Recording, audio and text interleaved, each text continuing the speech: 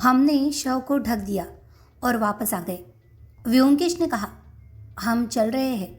Police जो भी पूछे उसका जवाब देना, पर ज़्यादा कुछ बताने की ज़रूरत नहीं। मैंने जो अलमारी खोली वो बताने की आवश्यकता नहीं है।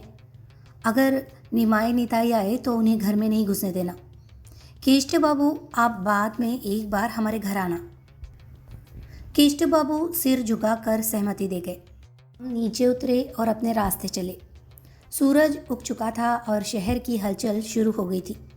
नीचे उतरकर देखा कि सीढ़ियों के हॉल में वृद्ध षष्ठी बाबू हाथ में हुक्का लिए घूम रहे थे। हमें देखकर उन्होंने व्यंग्यपूर्ण दृष्टि डाली। पहले दिन की जो कड़क मुद्राएं दिखाई दी थी, अब वे नहीं थी। इसके बजाय उनके चेहरे पर हल्की उत्सुकता और जिज्ञासा का भाव उभर आया था, जो उनके व्यक्तित्व को जीवंत बना रहा था। व्योमकेश ने थोड़ा ठहर कर पूछा, आप षष्ठी बाबू हैं? उन्होंने सावधानीपूर्वक व्योमकेश की ओर देखा और फिर कहा, हाँ। आप लोग?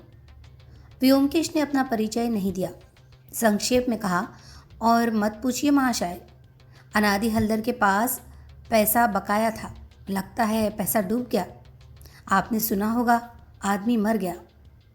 षष्ठी बाबू की संदेहपूर्ण सतर्कता दूर हो गई। वे संतोषपूर्ण मुस्कान के साथ बोले, सुना है, कल रात से ही सुन रहा हूँ। क्यों मरा? ये अंतिम सवाल उन्होंने लगभग व्योमकेश के कान में पूछते हुए कहा। व्योमकेश ने उत्तर दिया, सुना नहीं, किसी ने उसे मार दिया। षष्ठी बाबू ने, जो रात भर बरामदे में बैठे थे, थोड़े चिढ़े स्वर में कहा, क्या करूं, मोहल्ले के बच्चे ठीक घर के सामने पटाखे फोड़ना शुरू कर दिए हैं। देखो कितने बच्चे हैं खोल। सिर्फ पटाखे ही नहीं, चीनी पटाखों की धमाके से कान बज उठते हैं। सोचा अब तो नींद ही नहीं आएगी। देखता हूँ पटाखे ही फोड़ते हैं या तो कैसे मरा? छुरी मारी गई? व्योमकेश सवाल को टालते हुए बोले, तो आप शाम से आधी रात तक बरामदे में बैठे रहे? उस दौरान अनादि हल्दर के पास कोई आया? षष्ठी बाबू ने उत्तर दिया, कोई नहीं। बिल्कुल रात 12 बजे के बाद वो लड़का और उसकी माँ आए और तुरंत दरवाजे पर शोर करने लगे। उसके बाद नापा आया, फिर केशदास आया। इस बीच कोई और आया?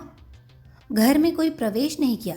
हालांकि अनादि हल्दर के एक भतीजे को एक बार फुटपाथ के होटल के सामने टहलते हुए देखा था। तो फिर नहीं देखा। कम से कम इस घर में नहीं आया। कब देखा आपने उसे? ध्यान नहीं, लेकिन शुरुआत में तब भी होटल की दूसरी मंजिल पर बाबू लोग खिड़की के पास पासा खेल रहे थे। शायद 10 या 10:30 बजे हो गए। ठीक है, क्या पता चला कि किसने मारा? व्योमकेश थोड़ी देर सोचते हुए आगे बढ़े, फिर अचानक सवाल किया, अनादि हल्दर के साथ आपका क्या संबंध था? षष्ठी बाबू चौंक उठे। हाँ, संबंध ठीक थे, मतलब कोई बुरा संबंध नहीं था। आप कल रात ऊपर नहीं गए? मैं ऊपर जाऊं? इतने लोग तो आप हैं, क्या मतलब आपका? षष्ठी बाबू धीरे धीरे चिढ़ते हुए उठने लगे। तो आप नहीं जानते कि अनादि हल्दर को किसने मारा? व्योमकेश मुस्कुराते हुए बोले, मुझे क्या पता, जिसने हत्या की है वही जानता होगा। आप तो बड़े गजब आदमी हैं।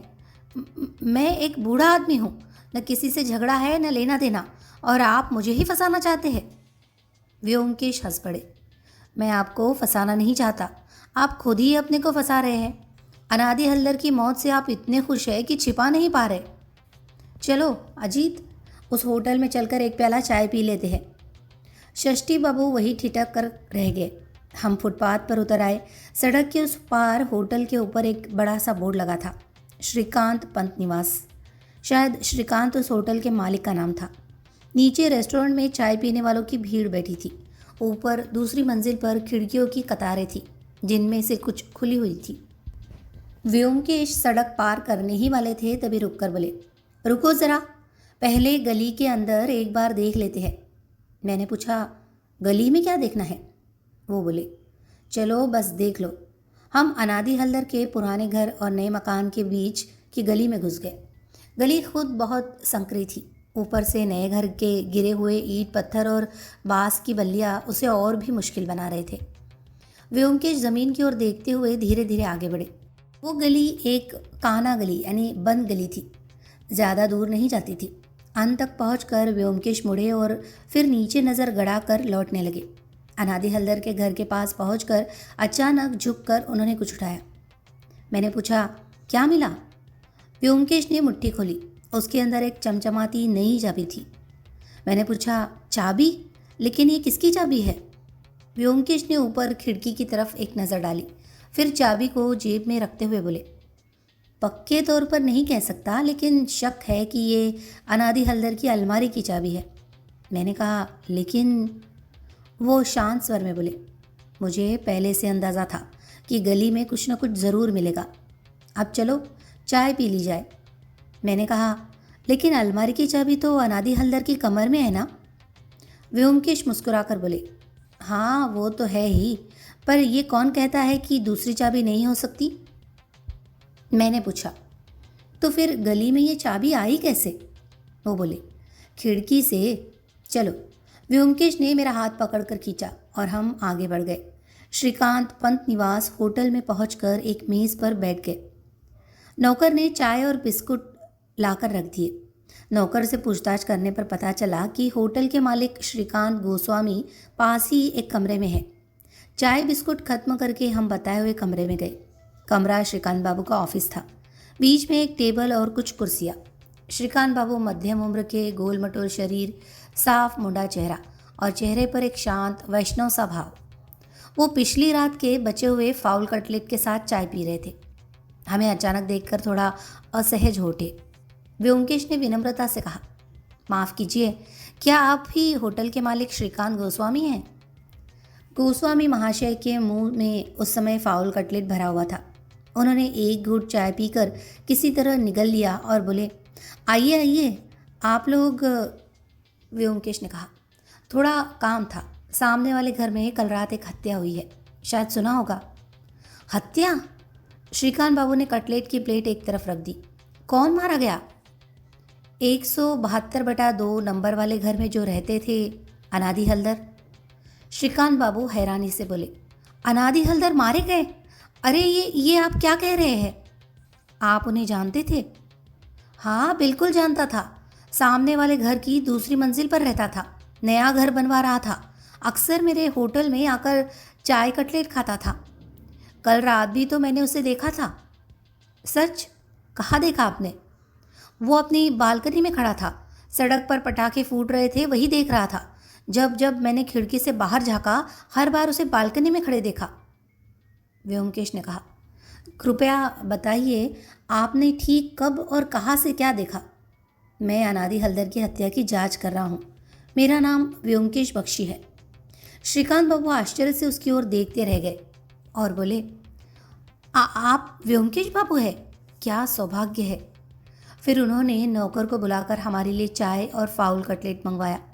हमने कहा कि अभी भी चाय बिस्किट लिया है, लेकिन फिर भी बच नहीं पाए, हमें भी कटलेट खाने पड़े। फिर श्रीकांत बाबू बोले, मेरे होटल की दूसरी मंजिल पर 2 कमरे लेकर मैं खुद रहता हूँ।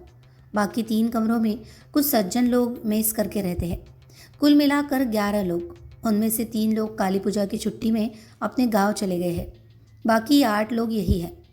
कल शाम के बाद 1 नंबर और 3 नंबर कमरे के बाबू लोग अपने कमरे में ताला लगाकर शहर में रोशनी देखने चले गए। 2 नंबर कमरे के यामिनी बाबू और उनके 2 साथी घर पर ही रहे। उन्हें पासा खेलने का बहुत शौक है, मैं भी खेलता हूँ। तो कल शाम करीब 7 बजे उन्होंने मुझे बुलाया और हम चारों यामिनी बाबू के बिस्तर पर बैठकर पासा खेलने लगे। यामिनी बाबू का बिस्तर ठीक सड़क के तरफ खिड़की के सामने है। वहाँ बैठे बैठे जब भी बाहर नजर गई, हर बार देखा कि अनादि हल्दर अपनी बालकनी में खड़ा पटाखे देख रहा है। हमने 3 दाव खेले। करीब 10:30 बजे तक खेल चलता रहा। व्योमकेश ने पूछा, उसके बाद आपने अनादि हल्दर को नहीं देखा? नहीं, उसके बाद हम सब ने खाना खाया और सो गए, फिर उसे नहीं देखा। जो बाबू लोग रोशनी देखने गए थे वे कब लौटे? उनमें से 2 लोग रात के करीब 12 बजे लौटे, बाकी अभी तक नहीं लौटे हैं। अब तक रोशनी देख रहे हैं। श्रीकांत बाबू ने होठ सिकोड़ कर एक छोटी सी सांस ली, मानो मानव जाति की इन छोटी छोटी कमजोरियों पर खेद व्यक्त कर रहे हो। व्योमकेश कुछ देर तक चुपचाप कटलेट चबाते रहे, फिर बोले, देखिए, अनादि हल्दर की लाश उसी बालकनी में मिली है। उसके सीने में गोली लगी और पीठ को चीरते हुए निकल गई। इससे अंदाज़ा लगाया जा सकता है कि शायद आपके होटल की तरफ से किसी ने गोली चलाई थी। श्रीकांत बाबू फिर आंखें फैला कर बोले, मेरे होटल से? ये कैसी बात कर रहे हैं? कौन मारेगा? व्योमकेश शांत स्वर में बोले, ये सिर्फ मेरा अंदाज़ा है। आप कह रहे हैं कि शाम 7 बजे से आपकी दूसरी मंजिल पर आप चारों के अलावा और कोई नहीं था। क्या इस बात का पूरा यकीन है? श्रीकांत बाबू बोले, हाँ, मेज़ के बाकी लोग तो नहीं थे, इसमें कोई शक नहीं। लेकिन ज़रा ठहरिए, एक नौकर है जो ऊपर का कामकाज देखता है, वही बता सकता है। अरे, कोई है? हरीश को बुलाओ ज़रा। कुछ देर बाद हरीश आया, सूती फतुहा पहने अधेड़ उम्र का आदमी। श्रीकांत बाबू ने पूछा, कल शाम से तू कहाँ था? हरीश बोला, हुजूर, ऊपर ही था बाबू, पूरे वक्त सीढ़ियों के नीचे बैठा था जब आप लोग चौपड़ खेलने बैठे। कब तक बैठा था तू? हुजूर, रात 12 बजे जब धीरू बाबू और मानिक बाबू लौटे तभी सीढ़ियों के पास ही कंबल बिछाकर सो गया, कहीं नहीं गया बाबू। श्रीकांत बाबू ने व्योमकेश की तरफ देखा। व्योमकेश ने हरीश से पूछा, तो जब से बाबू लोग पासा खेलने बैठे तब से रात 12 बजे तक तू लगातार सीढ़ियों के पास ही बैठा था, एक बार भी कहीं नहीं गया? हरीश बोला, एक बार 5 मिनट के लिए नीचे गया था, यामिनी बाबू के लिए दवाइयाँ लाने। श्रीकांत बाबू बोले, हाँ हाँ, सही है, यामिनी बाबू ने इसे एक बार दवा लाने भेजा था। व्योमकेश बाबू ने पूछा, वो कब गया था, कितने बजे? हरीश बोला, हुजूर, रात के करीब 9 बजे। रात 9 बजे से लेकर आधी रात तक कोई दूसरी मंजिल पर नहीं आया? दूसरी मंजिल पर कोई नहीं आया बाबू। हाँ, करीब 10 बजे ऊपर की मंजिल, तीसरी मंजिल के किराएदार बाबू आए थे, लेकिन वो दूसरी मंजिल पर नहीं रुके, सीधे ऊपर चले गए। व्योमकेश ने आंखें फैलाकर श्रीकांत बाबू की तरफ देखा। श्रीकांत बाबू बोले, अरे हाँ, ऊपर वाले किराएदार का जिक्र तो रह ही गया। तीसरी मंजिल पर एक छोटा सा कमरा है, कह सकते हैं चिल्ले कोटा, यानी छत का कमरा। एक सज्जन ने वो किराए पर लिया है और वहाँ वो पक्के तौर पर नहीं रहते, खाना पीना भी यहाँ नहीं करते, लेकिन रोज़ सुबह शाम आते हैं, कमरे में दरवाज़ा बंद करके कुछ करते हैं, फिर ताला लगाकर चले जाते हैं। थोड़े अजीब किस्म के आदमी हैं। व्योमकेश ने पूछा, उन सज्जन का नाम क्या है?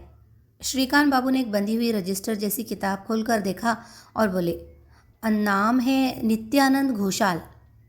नित्यानंद घोषाल? व्योमकेश ने तिरछी नज़र से मेरी ओर देखा और हल्के से मुस्कुराया। रोज़ सुबह शाम आते हैं, तो लगता है कोलकाता के ही आदमी हैं। यहाँ कितने दिन से है? श्रीकांत बाबू बोले, लगभग 6 महीने से। समय पर किराया देते हैं, कभी कोई झगड़ा फसाद नहीं। ज़रा उनका हुलिया बताइए, कैसे दिखते हैं? मोटे, तगड़े, गोल मटोल? व्योमकेश ने फिर मेरी ओर देखकर मुस्कुराया, कुछ तो पहचान का लग रहा है। फिर हरीश से पूछा, नित्यानंद बाबू रात 10 बजे आए थे, उनसे कोई बात हुई थी? हरीश बोला, हुजूर, नहीं, वो किसी से ज़्यादा बोलते नहीं, बस बैग लेकर सीधे ऊपर तीसरी मंजिल पर चले गए। बैग? जी हाँ, जब भी आते हैं साथ में चमड़े का बैग रहता है। अच्छा, कितना बड़ा बैग? हुजूर, लंबाई में थोड़ा बड़ा, जैसे शहनाई या बांसुरी रखने का केस होता है, मतलब क्लैरिनेट रखने जैसा बैग। तो क्या वो ऊपर के कमरे में जाकर चुपचाप बांसुरी बजाने का अभ्यास करते हैं? हुजूर, कभी नहीं सुना कि उन्होंने कोई वाद्य बजाया हो। व्योमकेश कुछ देर गहरी सोच में डूबे रहे, फिर सिर उठाकर बोले, कल रात वो कब वापस आ गए? हरीश बोला, करीब 1 घंटे बाद, बहुत जल्दी में नीचे उतर गए। अच्छा, तुम जा सकते हो। हरीश खाली का प्लेट समेट कर चला गया। व्योमकेश ने श्रीकांत बाबू की ओर देखकर कहा, ऊपर की मंजिलें ज़रा देखना चाहता हूँ, कोई आपत्ति है क्या? बिल्कुल नहीं, आपत्ति किस बात की, आइए। श्रीकांत बाबू हमें ऊपर की मंजिल पर ले गए। दूसरी मंजिल पर एक पंक्ति में 5 बड़े बड़े कमरे थे, जिनके सामने लंबी बालकनी थी। सीढ़ी चढ़ते ही पहले 2 कमरे श्रीकांत बाबू के थे, दोनों के दरवाजे पर ताला लगा था। व्योमकेश ने पूछा, आप अकेले ही रहते हैं? श्रीकांत बाबू बोले, फिलहाल अकेला ही हूँ, पत्नी और बच्चों को मायके भेज दिया है। जैसा ज़माना चल रहा है। अच्छा किया आपने, व्योमकेश ने कहा। पहला कमरा बंद था, वहाँ के बाबू अब तक लौटे नहीं थे। दूसरे कमरे में 3 बुजुर्ग सज्जन थे। एक ज़मीन पर बैठकर जूते पॉलिश कर रहे थे, दूसरा दाढ़ी बना रहा था और तीसरा खुली खिड़की के पास बिस्तर पर लेटकर अखबार पढ़ रहा था। खिड़की से सामने वाली सड़क के उस पार अनादि हलदर का घर साफ दिख रहा था। हमने बालकनी के अंदर झांकने की कोशिश की, लेकिन लोहे की घनी रेलिंग के बीच से कुछ भी दिखाई नहीं दिया। तीसरे कमरे में धीरू बाबू और मानिक बाबू अभी अभी नींद से उठे थे और ऊंची आवाज़ में जमाई लेते हुए उंगलियों से सीटी बजा रहे थे। श्रीकांत बाबू मुस्कुराकर बोले, क्या बात है, नींद खुल गई? दोनों ने एक साथ हाथ उठाकर खांस लिया। व्योमकेश ने किसी से कुछ नहीं पूछा। दूसरी मंजिल का निरीक्षण कर सीढ़ियाँ चढ़ने लगे। मैं और श्रीकांत बाबू पीछे पीछे थे। तीसरी मंजिल पर एक कमरा था, बाकी जगह खुली छत। कमरे के दरवाजे पर ताला लगा हुआ था। व्योमकेश ने श्रीकांत बाबू से पूछा, क्या आपके पास इसकी चाबी है? नहीं, पर श्रीकांत ने अपनी जेब से चाबियों का एक गुच्छा निकाला और कहा, देखिए, अगर किसी चाबी की ज़रूरत पड़े तो ले। मालिक के न होने पर किराए के कमरे को खोलना ठीक नहीं। पर इस हालात में चाबियों का गुच्छा लेकर व्योमकेश ने कुछ चाबियां आजमाई। सस्ता ताला था। ज़्यादा मशक्क़त न करके ताला खुल गया। हम कमरे में दाखिल हुए। कमरे में सिर्फ एक खिड़की सड़क की ओर खुली थी। फर्नीचर में एक सादा तख्तपोश और एक लोहे की कुर्सी थी, और कुछ नहीं। व्योमकेश किसी ओर न देखते हुए सीधे खिड़की के पास खड़े हो गए। नीचे चौड़ी सड़क पर लोग और गाड़ियां चल रही थी। सामने दूसरी तरफ कई मकानों की पंक्ति थी, जिनमें से एक में अनादि हलदर की बालकनी दिख रही थी। वो उस ओर देखते हुए अपनी आवाज़ में कहने लगे, कल रात अंदाजन 11 बजे लड़के सड़क पर पटाखे फोड़ रहे थे। चारों तरफ धमाका हो रहा था। अनादि हलदर बालकनी में खड़े पटाखे देख रहे थे। क्या उसी वक्त खिड़की से उन्हें गोली मारना बहुत मुश्किल होता? श्रीकांत बाबू ने कहा, वो तो सही है, पर इतने लोगों की निगाहों के बीच जाकर होटल में बंदूक लाना आसान काम नहीं है। आपका किराएदार बैग लेकर होटल में आया था। बैग में आसानी से एक पिस्तौल या रिवॉल्वर छुपाकर लाया जा सकता है, पर राइफल या बड़ी बंदूक लाना संभव है क्या? माफ़ कीजिए, मैं किसी साधारण परिवार का इंसान हूँ। गोली, बंदूक, पिस्तौल की बातें कुछ समझता नहीं। फिर भी लगता है कि पिस्तौल या रिवॉल्वर से इतनी दूरी से किसी को मारना आसान काम नहीं होगा। व्योमकेश ने बस गले से एक हल्की आवाज़ निकाली। फिर कमरे में चारों ओर नज़र घुमाकर बोले, चलिए, चलना चाहिए। मैंने आपको काफ़ी तकलीफ़ दी। कहते कहते वह ठहर गया। देखा कि उसकी नज़र दीवार के एक हिस्से पर टिक गई है। खिड़की के ठीक उल्टी दीवार की छत के पास कुछ चूना और बालू गिरा हुआ है। उसके नीचे फर्श पर भी चूना बालू पड़ा हुआ था। व्योमकेश तुरंत उस चूना बालू की जांच करने गया और कहा, लगता है नया गिरा है। श्रीकांत बाबू, क्या इस कमरे को रोज़ झाड़ू पोछा किया जाता है? श्रीकांत बाबू ने कहा, नहीं, ये कमरा रोज़ खुला नहीं रहता। व्योमकेश दोनों पैर पीछे खींचकर ऊपर की ओर देखने लगा। यह दीवार पर जो चूना बालू है, क्या आप बता सकते हैं ये कब गिरा हुआ होगा?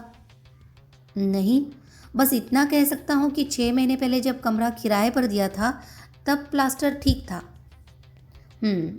अजीत, चौकी पकड़ो, एक बार देखो। दोनों ने चौकी पकड़कर दीवार के पास रख दी। उस पर लोहे की कुर्सी रखकर व्योमकेश और ऊपर चढ़ गया। वहाँ से उसने हाथ बढ़ाकर दीवार के टूटे हुए हिस्से तक पहुँचा। व्योमकेश ने उंगली से वह जगह छुआ, फिर एक छोटा सा सामान हाथ में उठाकर नीचे आ गया। ये एक पेंसिल के ढक्कन जैसा लंबा धातु का टुकड़ा था, जिस पर राइफल की घूमी हुई लकीरें दिखाई दे रही थी। राइफल का खोल है। व्योमकेश उसे घुमा घुमा कर देखते रहे और बोले, यह वस्तु यहाँ कैसे आई? कब आई? क्या किसी ने कमरे के अंदर से राइफल फेंकी थी, या? व्योमकेश ने खिड़की की ओर देखा और आगे बोले, अगर अनादि हलदर बालकनी से खिड़की को निशाना बनाकर राइफल से गोली चला रहे थे, तो गोली दीवार के उस हिस्से पर लग सकती थी, या? घर लौटने में देर हो गई। रात के 2:30 बजे से सुबह के 2:30 बजे तक का समय किस तरह बीता, ये समझ में नहीं आया। वापस आते ही व्योमकेश समाचार पत्र लेकर बैठ गया।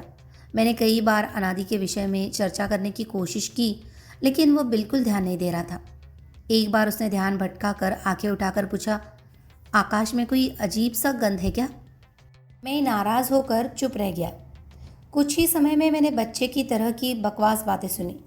व्योमकेश ने किताब को याद कर रखा था और समय समय पर बिना वजह उसे दोहराता सुनाता रहा। पूरी रात नींद पूरी नहीं हुई थी। दोपहर में उसे पूरी कर लिया। शाम की चाय पीते हुए व्योमकेश ने खुद ही कहा, केष्ट बाबू अभी तक नहीं दिखे। लगता है सब लोग बचने की कोशिश कर रहे हैं। मैंने कहा, जब केष्ट बाबू की गर्दन में कांटा चुभा था तब तो वो दौड़ कर आया था। अब शायद वो कांटा निकल गया है, इसीलिए उसने खुद को छिपा लिया। हो सकता है, पर अगर वे लोग नहीं आए तो मैं क्या कर सकता हूँ? मामला तो बहुत रहस्यमयी है। किसने हत्या की अभी तक पता नहीं चला। पर जो भी किया है उसने बड़े सोचे समझे तरीके से किया है। काली पूजा की रात थी। चारों ओर पटाखों की धमाधम आवाज़ें थी और उन आवाज़ों के बीच एक बंदूक की गोली की आवाज़ सुनाई नहीं दी। यदि किसी ने योजना बनाकर हत्या न की हो तो ऐसे मेल मिलाप नहीं बनते। ऐसी कौन योजना बना सकता है? कौन नहीं कर सकता? हर किसी का अपना अपना स्वार्थ है और हर किसी के पास मौके भी है। सब कौन कौन? एक एक करके देखो। पहले पकड़ो तो निमाई निताई को। यदि बूढ़े पर दत्तक पुत्र का हक हो गया तो बूढ़े की संपत्ति उन्हीं के हाथ चली जाएगी। इसलिए बूढ़े को दत्तक लेने से पहले ही हटाना जरूरी था। निमाई निताई में से किसी एक ने श्रीकांत होटल की छत पर जगह बंदी रखी और बंदूक लेकर घात लगाकर बैठा रहा। काली पूजा की रात 10 से 11 के बीच बंदूक की गोलियां चली। बूढ़ा चकित हुआ।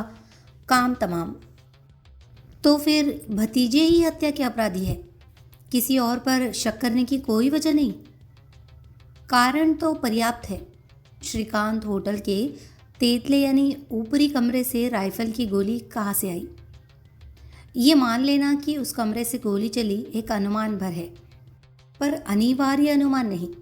सोचो, अनादि हलदर जिस जगह बालकनी में खड़े थे ठीक उनके पीछे दरवाज़ा था। अगर पीछे से कोई चुपचाप आकर उन्हें गोली मारता तो गोली उनके शरीर को भेद कर श्रीकांत होटल के तेतले के कमरे की खिड़की से भीतर घुसकर दीवार पर अटक जाती। संभव है, लेकिन पहले ही तो गड़बड़ है। अनादि हलदर के घर में उनके अलावा कोई और नहीं था। दरवाज़ा अंदर से बंद था। और एक बात, गोली अनादि हलदर के बाएं से अंदर गई और दाएं से निकली, या दाएं से अंदर गई और बाएं से निकली, ये पोस्टमार्टम तक पता नहीं चलेगा। लेकिन जिस दिशा से भी गोली गई हो, बालकनी में उसका कोई निशान नहीं मिला। इसलिए यह अनुमान लगाना गलत नहीं होगा कि अनादि हलदर को घर के भीतर से ही गोली मारी गई। ठीक है, तर्क के खातिर मान लिया जाए कि घर के अंदर ही किसी ने गोली चलाई, पर वो आदमी कौन था? इसी में तो असली सवाल है। देखो, किसका स्वार्थ है?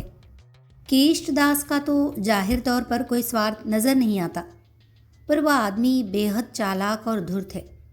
शायद इल्ज़ाम हटाने के लिए रात्रि के आखिर में मेरे पास भागा था, इसलिए उसे भी नज़रअंदाज नहीं किया जा सकता। दूसरा नाम ननीबाला देवी का आता है। ननीबाला? ननीबाला देवी बड़ी ज़बरदस्त महिला है। दत्तक पुत्र के प्रति उनका स्नेह किसी असली माँ के स्नेह से कम नहीं है। वो नहीं जानती थी कि प्रभात के दत्तक पुत्र बनाए जाने में कानूनी खामी है। इसलिए वह सोच सकती थी कि अगर अनादि हलदर को हटाया गया तो प्रभात संपत्ति पालेगा और ऐसे में कोई और उस बच्चे को मारने की कोशिश शायद ही करे। तुम्हें याद है या नहीं, जब ननीबाला दूसरी बार मेरे पास आई थी तब मैंने कहा था कि अनादि हलदर की मौत से कई लोगों को फ़ायदा हो सकता है। शायद वही बात ननीबाला के मन में घर कर गई थी। पर एक औरत गोली चलाएगी? क्यों नहीं कर सकती? बंदूक चलाने में क्या बड़ी हिम्मत चाहिए? जैसे हारमोनियम दबाते ही सुर निकलता है, वैसे ही बंदूक दबाते ही गोली निकलती है। उसके लिए किचन में कद्दू छेचड़ी पकाने से ज़्यादा मुश्किल कुछ नहीं। पर ननीबाला तो जय माँ काली देखने गई थी। वो फिल्म देखने गई थी, पर क्या सब समय थिएटर में ही रही? ऐसा कौन प्रमाण देगा? उसके साथ कोई चहेता भी बैठा नहीं था। हो सकता है फिल्म शुरू होने के बाद वह अंधेरे थिएटर से बाहर निकल आई हो, कुछ काम करके फिर वापस बैठ गई हो। वो बंदूक कहाँ से लाई? हाय मूर्ख! जहाँ बांटुल सरदार जैसे गुंडे चोरी छिपे बंदूकें बेचने दौड़ते फिरते हैं, वहाँ बंदूक की कमी कैसे हो सकती है? 5 पैसे खर्च करके तो बंदूक किराए पर भी मिल जाती है। फिर फिर प्रभात प्रभात भले ही जानता था कि वह अनादि हलदर का कानूनी पोष्य पुत्र नहीं है, पर उसकी अलग वजह हो सकती है। उसकी अपनी दुकान है। अनादि हलदर मर जाने पर भी उसे कपड़ा रोटी की कमी नहीं होगी। वो सोच सकता है कि अनादि की मौत के बाद उसके भतीजे उस पर कोई अत्याचार नहीं करेंगे। भतीजों के हाथों अपनी जान बचाने के लिए उसने अनादि हलदर को मार दिया हो सकता है। तुम इसे बहुत मजबूत मोटिव मानते हो? बहुत मजबूत मोटिव नहीं हो सकता, पर तिल तिल जोड़कर बड़ा तौल हो जाता है। प्रभात किसी लड़की से शादी करना चाहता था। अनादि हलदर ने उसका रास्ता रोका। ये भी कोई मामूली मोटिव नहीं है। मैं हंसा। व्योमकेश ने कहा, हंसो मत। जो तुम्हें तुच्छ लगता है किसी और के लिए वो पहाड़ जैसा साबित हो सकता है। कभी प्यार में पड़े हो? प्यार क्या वस्तु है समझे नहीं। प्यार के लिए इंसान हत्या कर सकता है, फांसी खा सकता है, सब कुछ खो सकता है। अच्छा, मान लिया प्रभात भी हत्या कर सकता है। पर एक बात है, प्रभात हमेशा अपनी दुकान में था। दुकान के दरवाजे पर गोरखा दरबान था। उसका ये आलिबाय अगर पक्का ही होगा। प्रभात ऐसा झूठ नहीं बोलेगा जो आसानी से पकड़ में आ जाए। फिर क्या? फिर है न्यापा। व्योमकेश ने पॉकेट से उठाई हुई चाबी निकाली और हिलाते हुए कहा, 2 खबरें निश्चित रूप से जाननी होगी। यह अनादि हलदर की चाबी है या नहीं, और इसे गली में किसने फेंका था? मैंने पूछा। तो तुम्हारा शक न्यापा पर है? कैसा शक है? मान लो यह अनादि हलदर की अलमारी की चाबी है और न्यापा ने ये गली में फेंकी। क्या इससे कोई सबूत बन जाएगा? शायद सीधे सीधे सबूत कुछ नहीं बनेंगे, पर न्यापा पर शक ज़रूर होगा। अलमारी में शायद बहुत नकद रखा रहता था, और अब एक नया मकसद भी सामने आया है। मैंने पूछा, ठहरो, तो आसामी कौन? निमाई निताई, केश बाबू, ननीबाला, प्रभात, न्यापा या कोई और? एक और भी हो सकता है। और कौन? बांटुल सरदार। बांटुल? उसे अनादि हलदर से क्या बैर होगा? बांटुल की आम आई ड्यूटी चंदा वसूल करना है, जवानों की हिफाजत के नाम पर। अनादि हलदर ने चंदा देना बंद कर दिया था। अगर वह देखे कि लोग भी चंदा देना बंद कर दे तो उसका धंधा चौपट हो जाएगा। इसलिए उसने सोचा होगा कि अनादि हलदर को सज़ा देनी चाहिए, और ऐसा करके बाकी लोग डरकर चंदा देते रहेंगे। तभी पूटी राम आकर चाय का प्याला उठाकर ले गया। व्योमकेश सिगरेट जलाते हुए बोला, बांस के जंगल में डोम काना, श्री राधा को चंद्रावली किसे सौंपो? हम दोनों चुपचाप धूम्रपान करने लगे। घड़ी ने 4:15 बजे का इशारा किया ही था कि दरवाजे की घंटी बजी। दरवाज़ा खोलकर देखा तो केष्ट बाबू थे। आखिरकार केष्ट बाबू आ ही गए, पर ये वही सुबह के घबराए हुए नशे में चूर केष्ट बाबू नहीं थे। अब वे तेज़ और स्मार्ट लग रहे थे। साफ सुथरे कपड़े पहने, चेहरे पर संतुष्ट और हल्की मुस्कान। आदमी बिल्कुल बदला बदला सा दिख रहा था। वे व्योमकेश के सामने की कुर्सी पर बैठ गए। व्योमकेश चाबी हाथ में लेकर शांत भाव से देख रहा था। फिर आँख उठाकर बोला, खबर क्या है? पुलिस आई क्या? केष्ट बाबू ने चाबी देखी, पर चेहरे पर कोई ख़ास प्रतिक्रिया न थी। सवाल का जवाब देते हुए उन्होंने चुटकी भरी आवाज़ में कहा, 11 बजे आई थी। हम किस तरह के रामराज्य में रहते हैं पता नहीं। चाबी जेब में रखते हुए व्योमकेश ने कहा, फिर क्या हुआ? क्या होता? दरोगा ने सबको समझा कर धमका कर कहा, अनादि की अलमारी खोलो। अलमारी खुलते ही ढेर सारे नोट मिले। पॉकेट में भर दिए, फिर लाश उठाकर ले गए और चले गए। व्योमकेश कुछ देर खामोशी से बैठे रहे, फिर बोले, आप लोगों से कुछ पूछताछ नहीं की? कल रात कौन कहा था ये पूछा गया, बस। कुछ भी लिखने तक की ज़रूरत नहीं पड़ी। जल्दी आया और जल्दी ही चला गया। व्योमकेश ने सांस लेते हुए कहा, ठीक है, कौन मारा ये पता नहीं चलेगा। पोस्टमार्टम रिपोर्ट मिल पाएगी या नहीं शक है। अच्छा हुआ, आपको परेशान नहीं होना पड़ेगा। केष्ट बाबू बोले, जिन्हें अच्छा होना था उन्हें हुआ, और मेरा क्या हुआ व्योमकेश बाबू? मुझे ज़्यादा दिन वहाँ रुकना नहीं पड़ेगा। क्यों? ननी बाला पीछे पड़ी है, मुझे भगाना चाहती है। अब तो अनादि नहीं है और मागिर का विक्रम बढ़ गया है। देखिए, जब मैं जा रहा था मैंने कहा एक प्याला चाय देंगी? उन्होंने मुंह बनाते हुए कहा चाय अभी नहीं मिलेगी, दुकान जाकर पीना। कुछ पल चुप रहने के बाद व्योमकेश ने पूछा, तो अब आप क्या करने की सोच रहे हैं? कुछ न कुछ उपाय करना पड़ेगा। इस उम्र में कामकाज करना आसान नहीं है। ये कहते हुए केष्ट बाबू मुस्कुराए। व्योमकेश ने कहा, आपकी उम्र इतनी भी ज़्यादा नहीं हुई है कि काम नहीं कर सकते। केष्ट बाबू बोले, काम करने की आदत ही छूट गई है व्योमकेश बाबू। हाँ हाँ, अच्छा, अब चलता हूँ। इतना कहकर वे उठने लगे। व्योमकेश ने कहा, बैठिए बैठिए, चाय पीकर जाइए। केष्ट बाबू फिर बैठ गए। व्योमकेश ने पुतीराम को बुलाकर कहा कि चाय और नाश्ता लाओ। केष्ट बाबू मुस्कुराते हुए बोले, आप भले आदमी हैं, इसलिए दूसरों का दर्द समझते हैं। सब लोग ऐसे नहीं होते। दुनिया बहुत स्वार्थी है। जब तक किसी का गला न दबाओ कोई कुछ नहीं देता। अनादि तो मुझे पूरी तरह डुबो कर चला गया। फिर उन्होंने व्योमकेश की तरफ देखते हुए कहा, चाय बहुत अच्छी है, लेकिन जानते हैं अब मुझे एक बुरी आदत पड़ गई है। शाम के वक्त सिर्फ चाय से मन नहीं भरता। इतना कहकर वे ज़ोर से हंस पड़े। व्योमकेश ने उनके इशारे को नज़रअंदाज किया और पूछा, पुलिस के अलावा कोई और आया था क्या? निमाई निताई? केश बाबू बोले, निमाई निताई तो नहीं आया, लेकिन गुरुदत्त सिंह आया था और थोड़ा शोर मचा कर चला गया। गुरुदत्त सिंह ठेकेदार? हाँ, पुलिस के जाने के बाद ही वह आया। चिल्लाने लगा, मैंने 50,000 का काम किया, सिर्फ 30,000 मिले। आज अनादि हल्दर ने 10,000 देने को कहा था, लेकिन वो तो मर गया। अब कौन देगा पैसे? मैंने कहा, भाई हमें क्या पता कौन देगा। अनादि के वारिस के पास जाओ या थाने कोर्ट में जाओ, यहाँ से तो अब जाओ। लेकिन वो जाने को तैयार नहीं था। बड़ी मुश्किल से उसे विदा किया।